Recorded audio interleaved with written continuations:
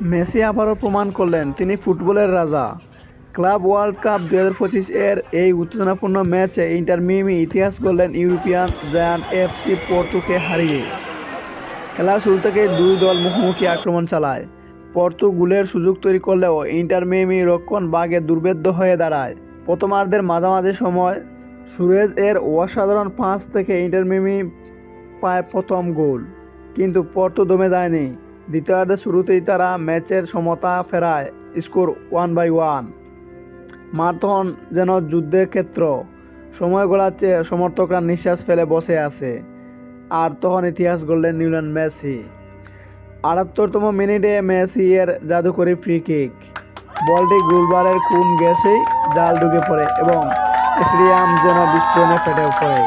এই গোলের মাধ্যমে ইন্টার মিয়ামি পায় জয় এবং ইতিহাসের প্রথম কোনো কনকেকাফ ক্লাব হারায় ইউরোপিয়ান ক্লাবকে ক্লাব ওয়ার্ল্ড কাপ এ।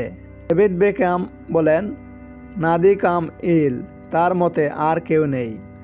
ম্যাচকার্নো জানালেন, মেসি আমাদের লড়াই করার পথ দেখায়।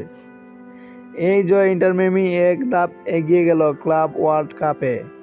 মেসি আবারও প্রমাণ করলেন বয়স কিছুই নয়, প্রতিভাই আসল।